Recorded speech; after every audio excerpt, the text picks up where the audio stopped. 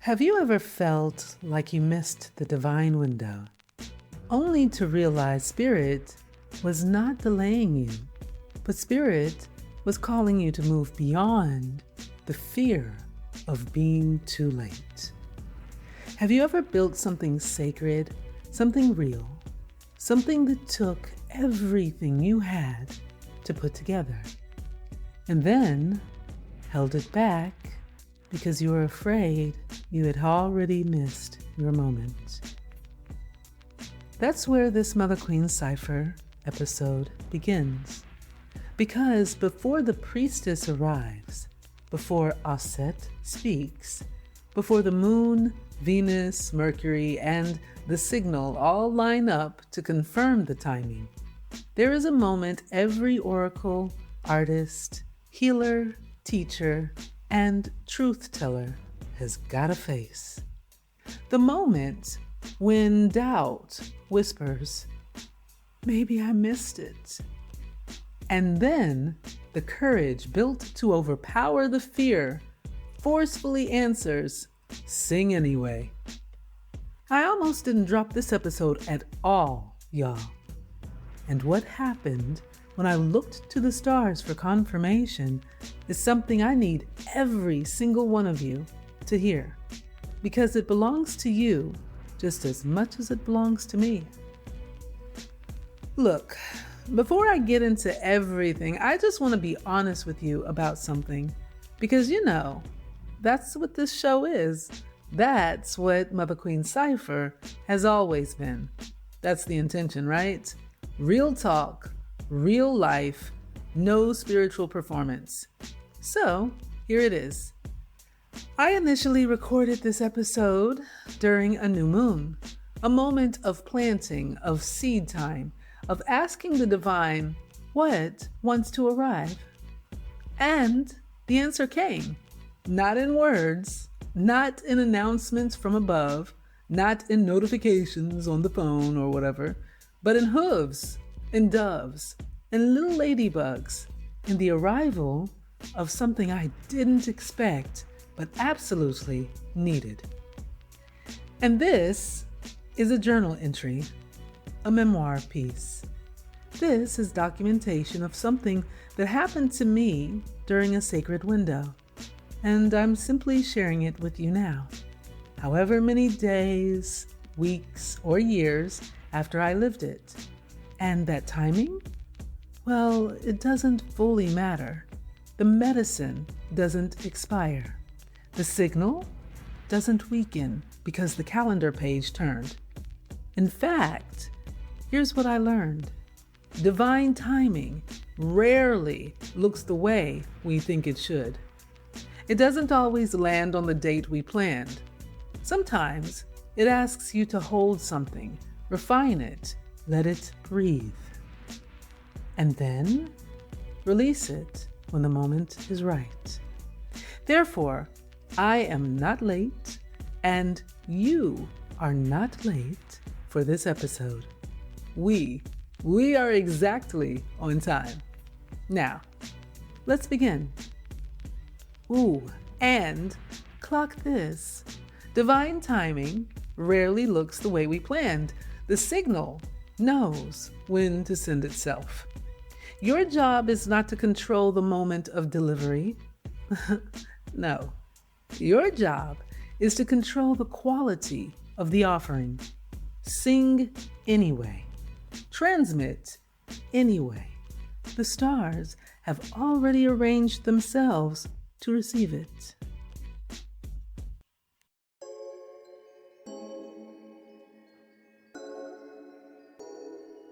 The answer arrives.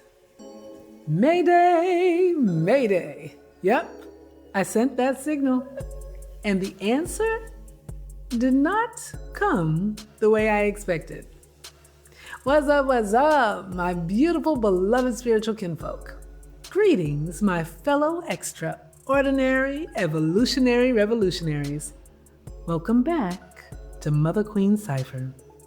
I'm IAYAALIS, your higher love doctor, the MDMO, the multi-dimensional mouth, right here in your ear once again. And love, I simply need you to stay right here with me for just a moment. Why? Well, because in episode 0, I asked you something. I said, what if your mayday, your cry for help, your signal sent, was not your lowest point, but your first transmission? I told you the signal lands, the fire is already lit. Keep in mind, your asking is your beginning. Well, Kimfolk, the answer came. Not in words, not in a notification, not in an announcement from above. She came in hooves. A female deer, a doe, galloped right into my front yard on May 11th, the day right after Mother's Day. And she didn't just pass through, y'all. She galloped right on my front lawn and then leaped, actually leaped, like she was showing off and like she freaking knew she was being watched. And then she was gone. And then the mourning doves moved in. I'm talking about a whole family of these softly cooing birds. They just randomly decided to take up residence in the yard like they had always lived there. But no, that's not all. That ain't it. Fam, Sunday morning on this new moon energy in Taurus, ladybugs on the porch, plural. And you know me, being a daughter of Oshun, I was thrilled to see a bunch of my little totems. So to break it down a bit for you, love, my family and I recently moved, and we live in a hickory grove now. See, Spirit literally woke me up at 4 in the morning and said, search online for listings. And thankfully, I did. And now I often find myself peacefully sitting on a porch in Smyrna, Tennessee, surrounded by nature that is talking to me constantly.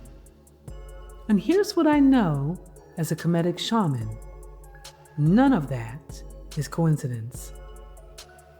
In Kemet, which again is what the world now calls ancient Egypt, nature was never separate from the divine. Every creature was a living transmission from the Neteru, the universal life principles that govern all of creation. The Kemetic people watched the natural world the way we watch the screens on our phones, because that was where the messages lived. So when I say the answer came in hooves, I mean it, literally. That is the signal answering back. Know this. When you send a mayday, don't just watch the sky, watch the ground as well. Watch what walks into your yard.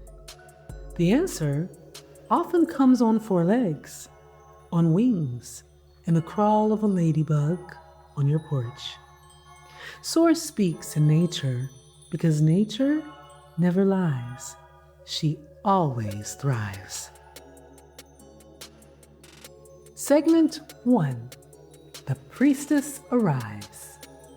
So, let me tell y'all what the divination said was coming after the May cast I shared in episode 0. The next tarot card that presented itself was the High Priestess, upright. Now, before I tell you what this card means in the tarot, I need to take you somewhere first.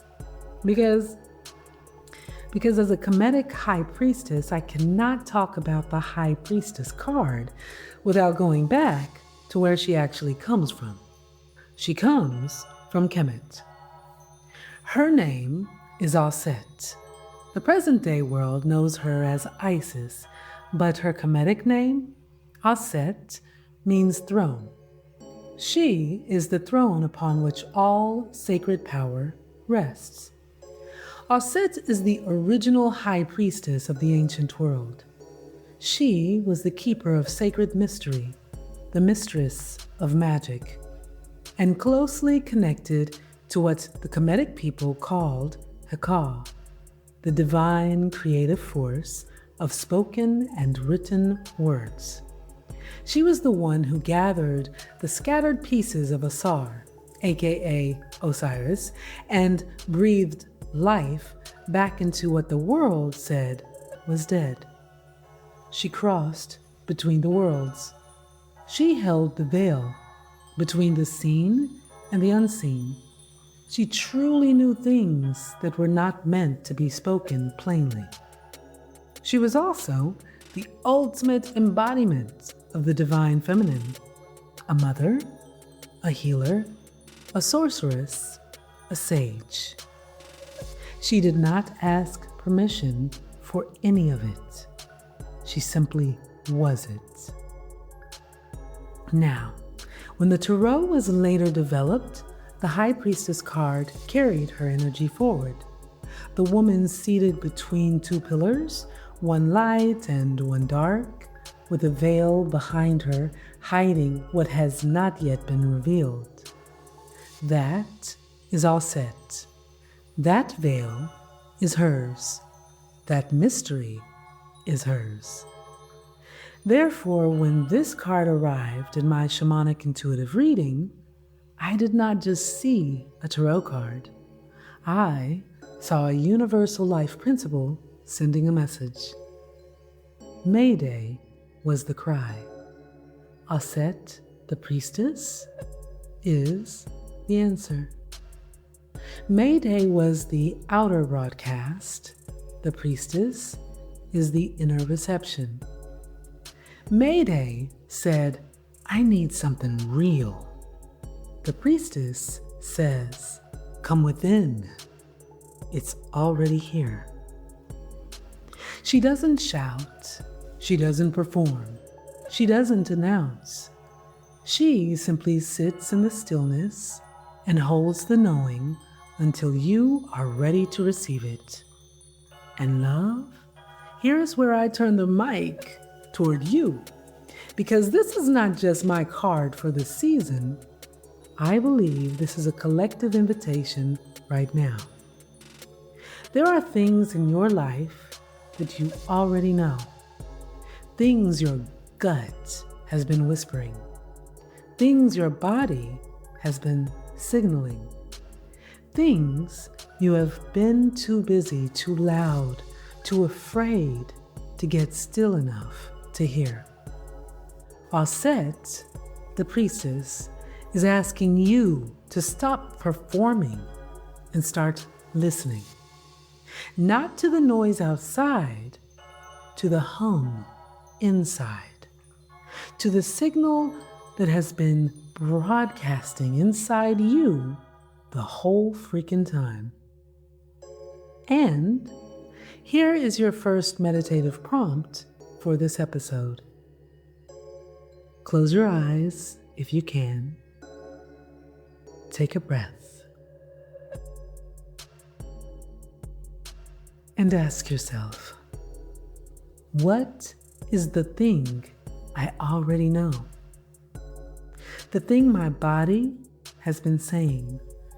The thing that keeps surfacing at quiet moments that I have been too afraid or too busy to fully receive. Don't try to fix it. Don't analyze it. Just let it surface. The priestess is not asking you to act right now. She is just asking you to finally acknowledge what you already know. Note this. Aset, the original keeper of sacred mystery, the one whose very name means throne, does not shout. She waits. And she only reveals her wisdom to those willing to get quiet enough to receive it. What are you filling the silence with that might be drowning out what you most need to hear? Segment 2, what the doe brought. Now let me bring this back to that doe, because she is not separate from the priestess. She is part of the same transmission, and I need to tell you the full story because there is a layer to this I haven't shared yet. May 11th was the day after Mother's Day, and this year, personally, for me, that hit different. Because January 7th of this year, my mother passed on and made her transition to Source. And May 10th, Mother's Day, was the first one I've ever experienced without her physical presence in this world. Also, I'm an only child, no siblings, and one of my spiritual godmothers actually told me something once that I've kind of been mulling over ever since my mom crossed over. One of my spiritual godmothers informed me that when your mother passes, the torch is instantly handed to you. You become the matriarch. Consequently, you actually become the female leader of your family, the great mother, the keeper of the lineage. And if possible, if you can, I really want you to feel what that means for a moment, because it's not a small thing.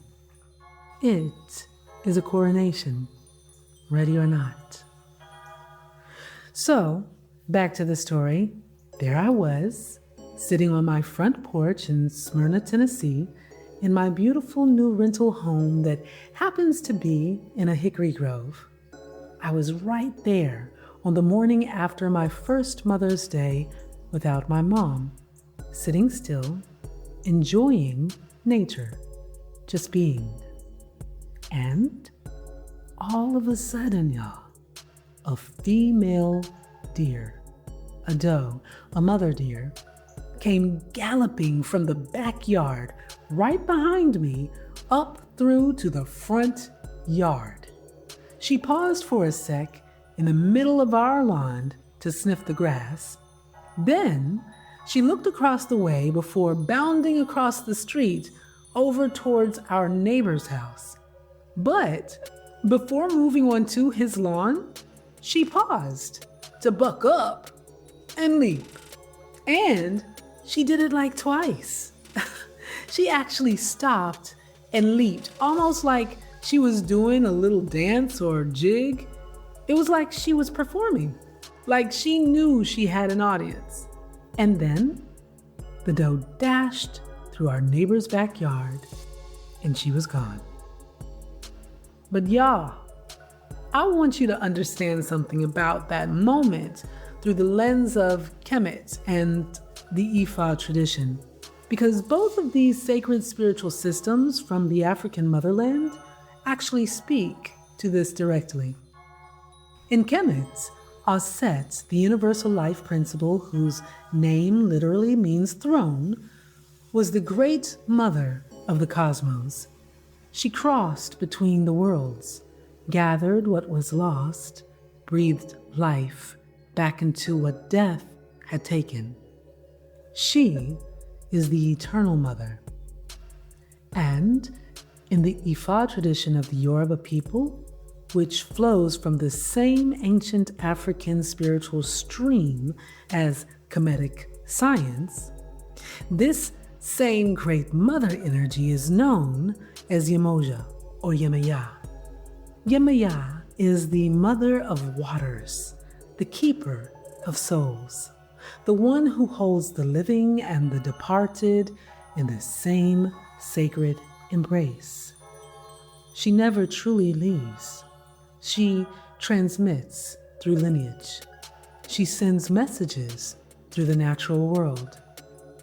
A doe arriving the morning after my first motherless Mother's Day is not a coincidence. That is all set. That is Yamoja.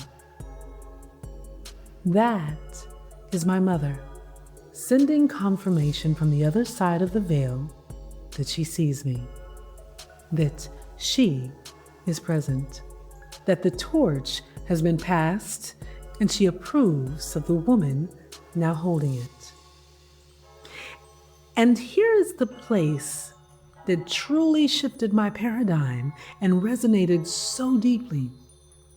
The High Priestess card, all set, whose name means throne, pulled as the energy of this entire season of my life. But y'all, I didn't just receive a tarot card. It was like I received a coronation. My mother passed the matriarchy to me. All set, confirmed it. And then a doe came leaping through my yard to seal it. And before I turn this mic toward you, love, I just want to open the oracle and let it speak to this moment. This is the bibliomantic pool for this episode. My bibliomantic antics offer this passage from chapter 28 on ancestors. Feel them behind you, not above, not away, but right at your back like the break of the day. Feel the weight of their witness, the gift of their years, the love that transcends even death and its fears. Right at your back, like the break of the day, not gone, not away, present, witnessing, right there. That is like my mom's spirit on May 11th. That is the doe. That was my confirmation that the ancestors do not leave. They simply change address. Now, I'm going to turn the mic toward you, because this is not just my story. Some of you receiving this content have also lost your mother. Some of you are carrying a grief that doesn't have a clean name yet. The grief of a parent, a mentor, a spiritual mother, someone who held the lineage before you. And some of you are standing in a role you never fully asked for, holding a torch that was handed to you before you felt ready. I want you to hear this. The torch doesn't wait for readiness. It waits for willingness. And the fact that you are still here, still showing up, still sitting with sacred things, still listening for the signal, that is your willingness. That is you accepting the coronation, even if you haven't said the words out loud yet. So, let me give you your meditative prompt for this moment. Close your eyes. Take a breath. Think of the matriarch energy in your own lineage, the one who held things together before you. Whether that was your biological mother, a spiritual mother, a grandmother, or someone who simply saw you before the world did. Feel them behind you, not above, not away, right at your back, like the break of the day. Feel the weight of their witness. Feel the warmth of the torch in your hands. And then ask yourself honestly, Where in my life am I still waiting for permission to step fully into the role that has already been given to me? Let me pitch that question again. Please ask yourself and be honest. Where in my life am I still waiting for permission to step fully into the role that has already been given to me? You can sit with that. Don't rush to answer. The priestess doesn't rush. She holds the question until the truth rises on its own. Because love, the throne, is already yours. The question is not whether you are the matriarch, the great mother, the keeper of your lineage. The question is, when will you finally sit down on the throne that already has your name on it? Clock this. Grief and coronation can arrive at the same time. The passing of those who held the lineage before us is also the moment the lineage passes on to us. You are not just mourning a mother. You are becoming one to your own life, to your own healing, your own sacred path. Now, feel them right at your back. Your ancestors, your spiritual allies, and carry the torch forward. Segment 3.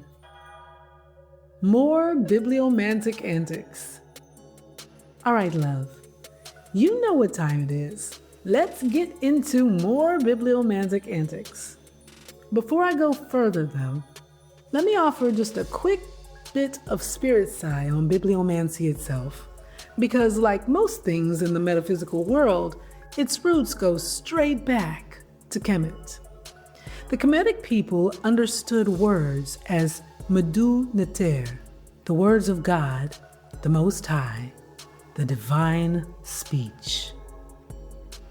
MuthaQueen is what the world now sums up to reference and call hieroglyphics, but it was never just a writing system. It was a living technology.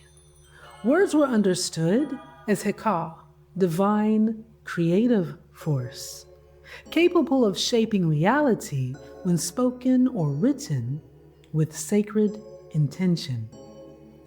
The Kemetic scribes and priests did not just record information.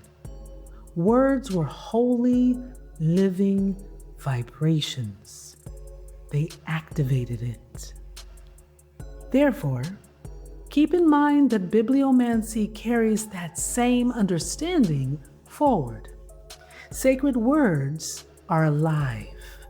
When you open a text with intention and trust, the words that find you are not random. They are a transmission. In this episode, I've been working with 3 pools from the Oracle Supernal signals, because you know, I love a trinity. And each pool has been speaking to a different layer of what this episode is carrying. You already received pool 1 from chapter 7 on 7. Here it is. 7 is solitude, not as a punishment, but as a choice, as a nourishment. When 7 shows up in your life as a sign, it's calling you inward, back to the shrine within your own being, back to the still, back to the questions only silence can fill. That pull speaks of the priestess energy, the call to go within. And next, we receive pull 2 from chapter 28 on ancestors. Feel them behind you, not above, not away, but right at your back like the break of the day. Feel the weight of their witness, the gift of their years, the love that transcends even death and its fears. And of course, y'all, that pool spoke of the doe, the mother, the coronation. And last but not least, we've got 3 now. Pool 3. The third pool that speaks directly to you, love. Just listen in to receive this quote from the farewell, the closing chapter of the oracle. You don't need an oracle to find your way. The oracle's job was to help you to say, I can do this. I can hear this. I can be my own receiver, my own devotee. Y'all, the oracle is just a book I wrote, and yet it simply handed the power back to you. That is the whole ministry right there in 2 lines. I am not here to be your source. I am here to help you remember that you are your own source. The priestess in you, the Osset in you, already knows. My job is just to help you trust what you already hear and what you already know. Additionally, in Kemetic numerology, 3 is the number of divine manifestation, the Holy Trinity of Osset, Asar, and Heru. Creation moving from thought into word into form. Bibliomantic antics, y'all. 3 pools, 3 layers, 1 complete transmission. Now let me initiate another meditative prompt for you from this trinity of pools. Take a breath and hold all 3 of these lines at once. The inner shrine, your ancestors at your back, you as your own receiver. Feel that deeply. Feel how they are not just 3 separate ideas, they are one truth arriving in 3 forms. The shrine is where your ancestors meet you, and you are the living shrine. Also, in that meeting, you discover you were always your own oracle. Yes, just sit with that for just a moment to let it land all the way.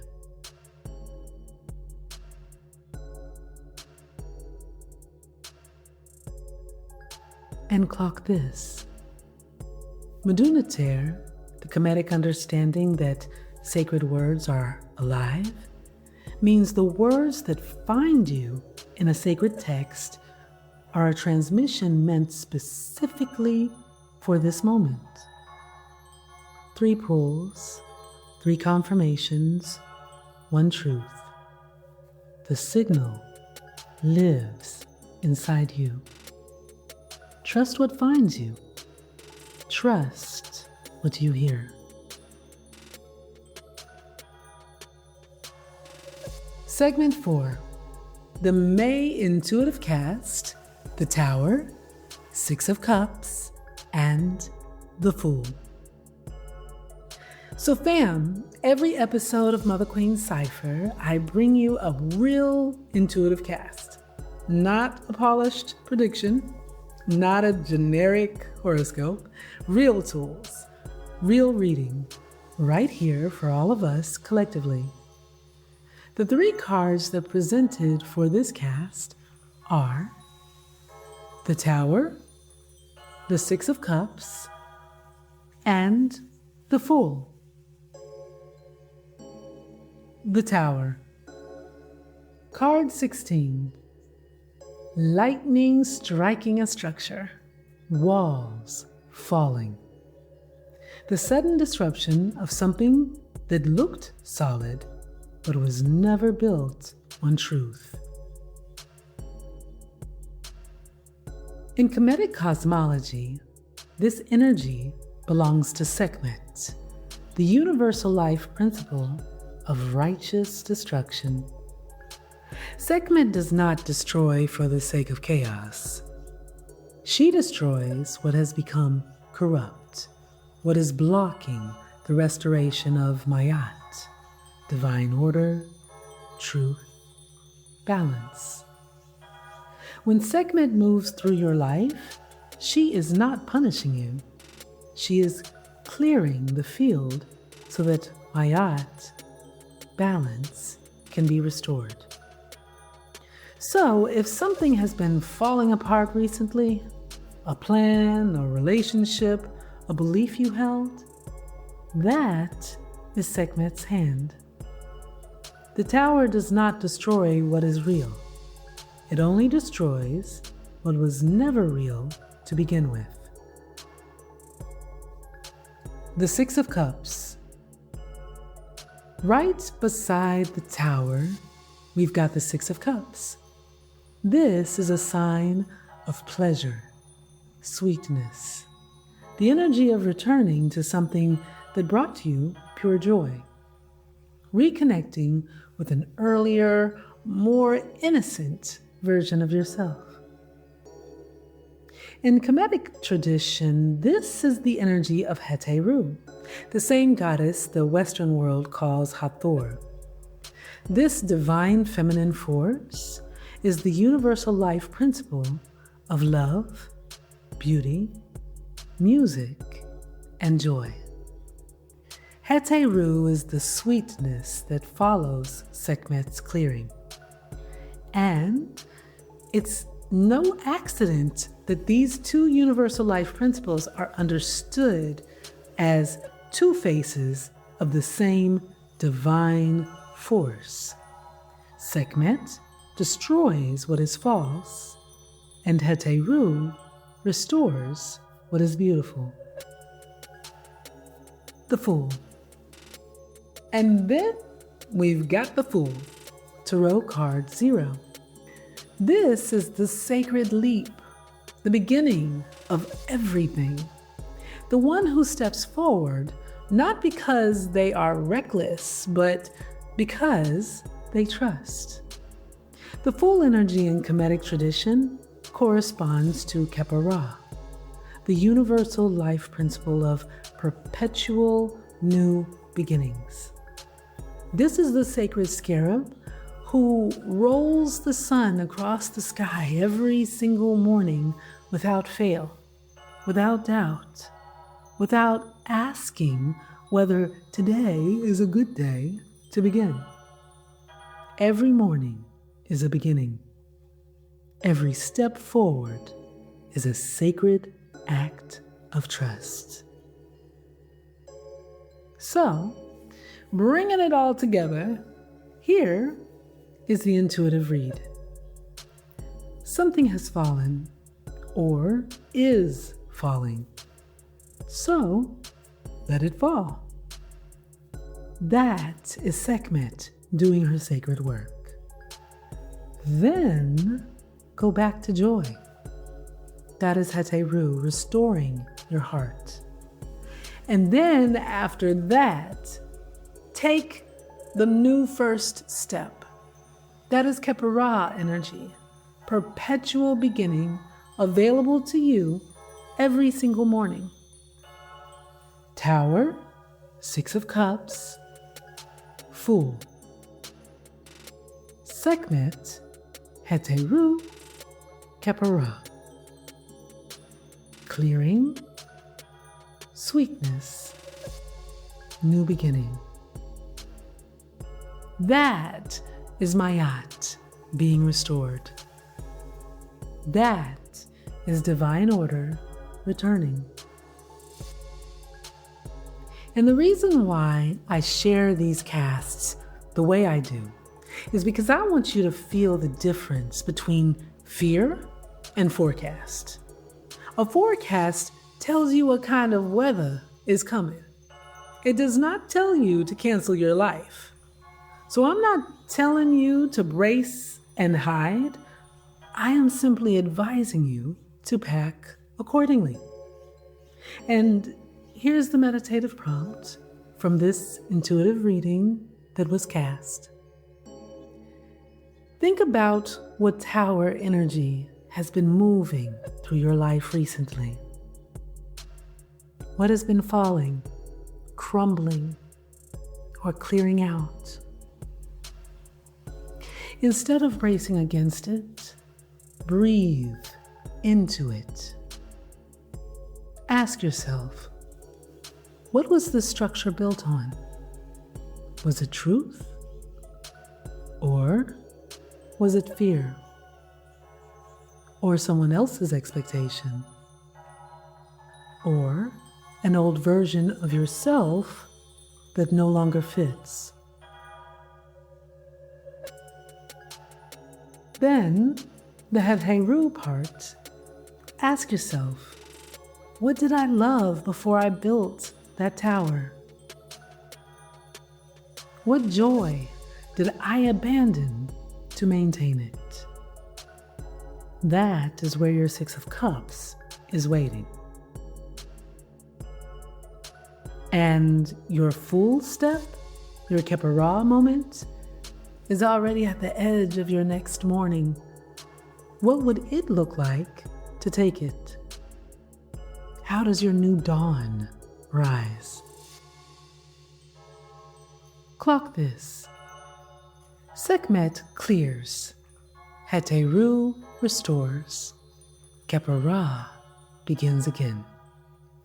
This is the Kemetic understanding of how transformation actually works.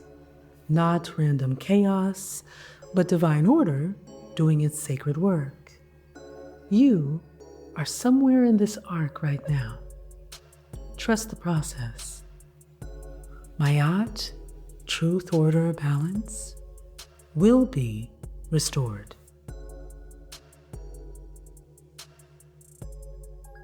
Segment 5, the invitation. All right, love. Now, let me tell you what's coming on MuthaQueen Cypher. Every episode, you get me, of course, the real me, walking through my own life, my own healing, my own questions, my own divination, my own becoming. You get the bibliomantic antics from the Oracle Supernal signals. You get the monthly intuitive cast. You get the Magic Words series, where we take one sacred verse, one ancient text, and work it into a personal declaration of power. Basically, you get a teacher who is still very much in the middle of her story. And I believe that is exactly what you need. Some real shit. I mean, not some spiritual somebody on high who's already arrived.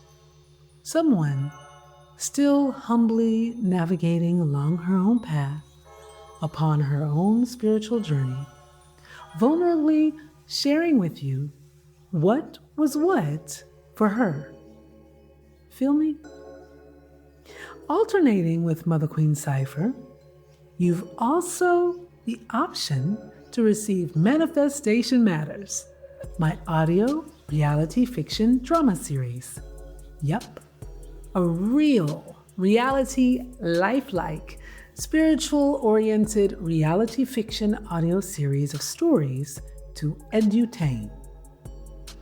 You'll be following a character named Maya Love Matters, and I promise you, her story is gonna feel uncomfortably familiar and beautifully synchronistic to you and some of the real life stuff you go through. These two shows are designed to work together.